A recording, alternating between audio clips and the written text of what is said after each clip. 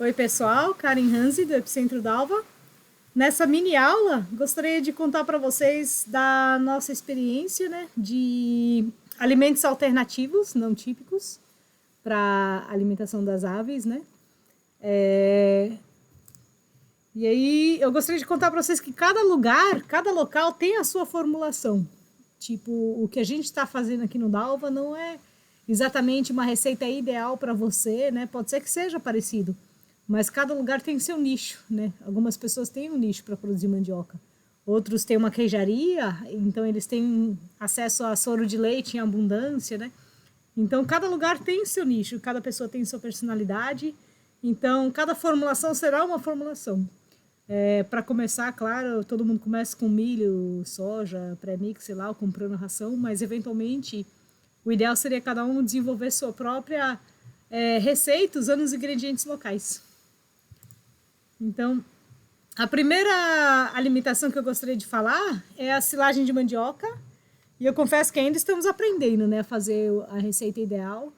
Uma das dificuldades que tivemos foi a parte de compactar e evitar a oxidação na hora que você começa a servir as galinhas, para as galinhas, Mas eu vou falar para vocês mais ou menos como é o processo aqui da produção de silagem de mandioca. A silagem de mandioca é maravilhoso porque, como o Romeu disse, a alimentação da galinha é principalmente raiz. Então, a fermentação da raiz da mandioca produz um alimento muito nutritivo, onde você consegue substituir até 50% da ração, ou você consegue representar 50% da alimentação das galinhas com a silagem de mandioca. E ela é 70% para 80% a rama, e as folhas, o talo e as folhas, que é a parte proteica. A proteína é a folha da mandioca. E 20% para 30% a raiz, que é o carboidrato. Então, você escolhe as folhas, mais ou menos 40, 50 centímetros do chão, porque ela vai rebrotar e você vai poder colher de novo. E colhe um pouco da raiz. E aí, depois, na segunda colheita, você também pode colher toda a raiz, Como você usa muito menos raiz e muito mais folha. E aí, depois que você colheu aqui o mandiocal em sistema agroflorestal, você tritura tudo. E a raiz você tritura com a terra mesmo, Só joga no triturador, tritura tudo. A gente deixa secar um pouquinho a mistura bem, com a mão ou com uma enxada, Para ficar bem homogêneo a folha e a raiz. E deixa secar algumas horas na lona para não ficar muito úmido.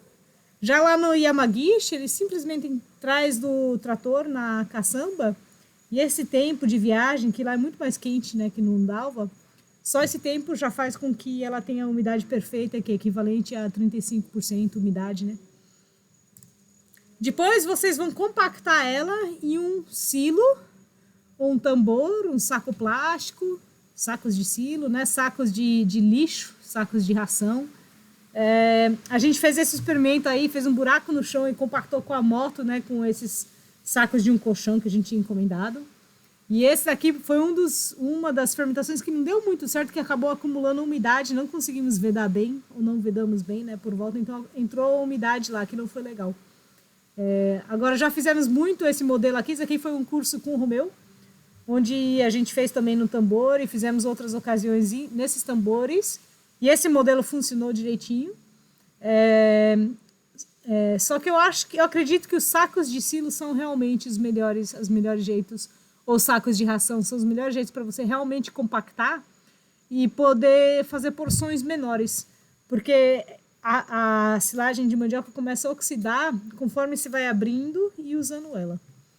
Então, essa silagem de mandioca, como eu falei mais cedo, pode compor até 50%, mais ou menos, da alimentação das aves,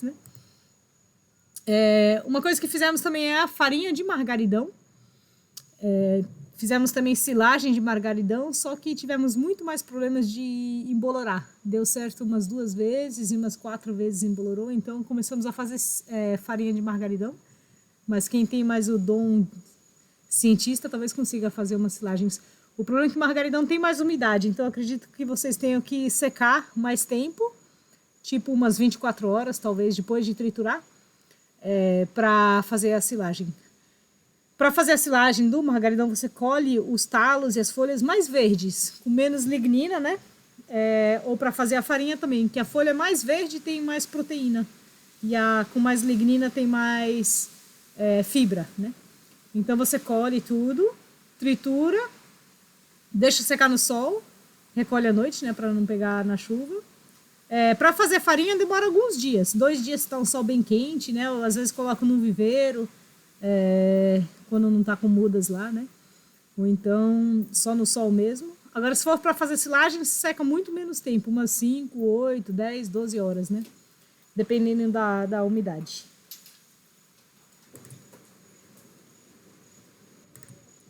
Um outro alimento alternativo é a cana. E a cana a gente fez do modelo mais simples, né? Você corta a cana no meio, pela metade, né? Finca ela no chão, preso numa tela.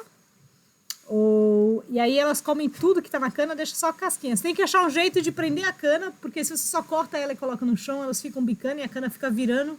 E sempre com a lei de Murphy, né? Ela vira com a parte reta para baixo e a parte redonda, semicircular para cima. Então você tem que fincar ela de um jeito que as galinhas consigam comer a cana, né? Um outro alimento que fizemos também que eu acho interessante é uma coisa que os índios no sertão da Bahia já fazem para alimentação humana e também para galinhas, que é germinar o milho, né? Mas antes eles deixam o milho de molho na cinza por 24 para 48 horas, né? E esse é um processo que se chama nixtamalização. O pessoal faz com cal também. E é um processo de você basificar um pouco o alimento e aumentar a digestibilidade dele, né? Eu não entendo muito da ciência por trás, mas eu percebo que as galinhas gostam muito mais do milho germinado do que o milho cru, sem ser germinado.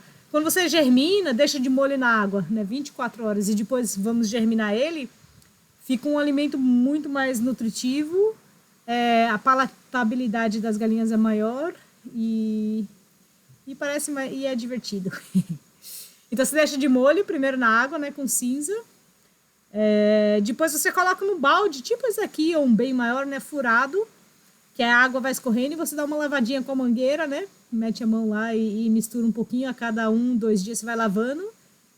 Depois de alguns dias o milho germina e continua germinando. E aí esse milho você pode ir dando para as galinhas, né, conforme ele continua germinando, você continua lavando, né, é tipo um grão germinado, né, e elas comem com muito prazer. Então é isso, eu tô gostando muito de fazer o milho germinado. Um outro alimento que é interessante, que precisa ser estudado mais, principalmente para quem tem vacas, né, e faz queijo, é aproveitar o soro de leite como um alimento, né? Que soro de leite tem a proporção perfeita, né? O carboidrato, proteína, gordura, a proporção ideal para a alimentação da galinha, né? E então a gente testou no Dalva, também demos já kefir de leite para umas galinhas que não estavam muito bem de saúde e recuperaram a saúde, né? E a galinha gosta muito do ambiente ácido, né? Então, se você consegue fazer o soro e ainda fazer um modo que ele seja um fermentadinho, é mais saudável para as galinhas. A única coisa que você tem que tomar cuidado com soro de leite ou iogurte fermentados, em geral, leite fermentado, sempre melhor fermentado do que sem ser fermentado, né? O único cuidado é que pode ser um meio de contaminação. Então, se fica o líquido lá exposto num pote de barro, no galinheiro, começa a acumular bactéria, né? E começa a virar um meio de proliferação de bactéria, né? Então, o ideal é colocar num recipiente que as galinhas consumam dentro de um período para não ficar muito tempo lá com líquido. E também o tempo ou meio em que o soro vem do processamento de queijo até as galinhas, que seja um processo limpo, né? Outros alimentos. Enfim, existem milhares de alimentos que vocês podem estudar e formular para as galinhas. Um deles que todo mundo conhece é o guandu, né? Que substitui a soja.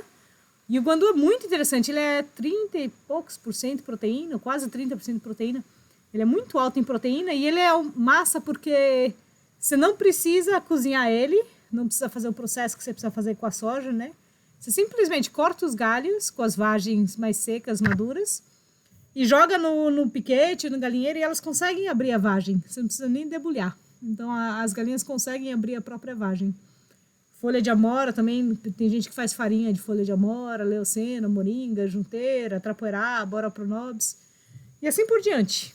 Enfim, espero que vocês possam plantar suas agroflorestas e alimentar elas, tanto vocês quanto as galinhas.